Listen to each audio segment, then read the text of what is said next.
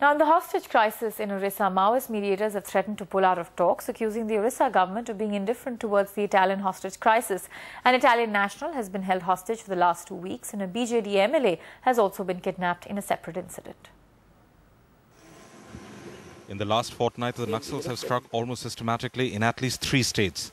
3 kidnappings in Odisha, a series of attacks in Bihar, and an ambush on the CRPF in Maharashtra, killing 12 people and injuring more than 20. In both the kidnapping cases in Odisha, the key demand has been the suspension of operations. The anti-Maoist operations had picked up steam, and they know that a dramatic abduction can slow it down so that they can escape and regroup. So what are the options before the government?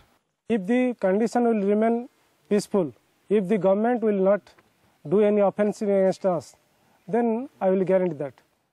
When the government started talks for the release of the 2 Italian hostages in Kandhamal, another unit of the CPI Maoists struck in Malkangiri, killing a policeman and kidnapping an MLA, almost derailing the talks. Fissures within the different units were apparent. Last year, the Maoists had put forward 14 demands for the release of the collector, but reportedly gave in after a hefty ransom was paid. But they alleged that the government went back on its promise.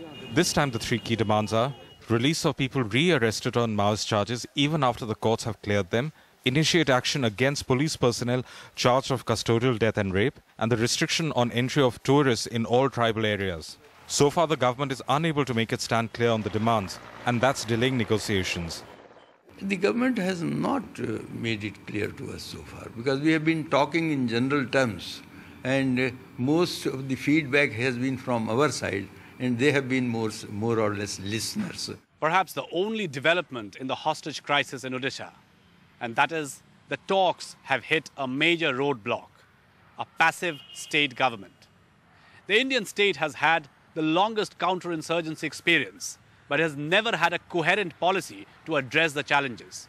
Therefore, it is no surprise that the Prime Minister's annual speech to the Chief Ministers since 2006 has underlined and repeated left-wing extremism as the biggest internal security challenge of the country. In Bhubaneswar, Kishala Bhattacharjee for NDTV. Do you have the NDTV Profit app? All the markets, all the news in your own homemade, ready-made portfolio available there for you. We will right now answer what you should sell, what you should buy when markets are down. Download at ndtvprofit.com/apps. Get the best app for the channel you trust.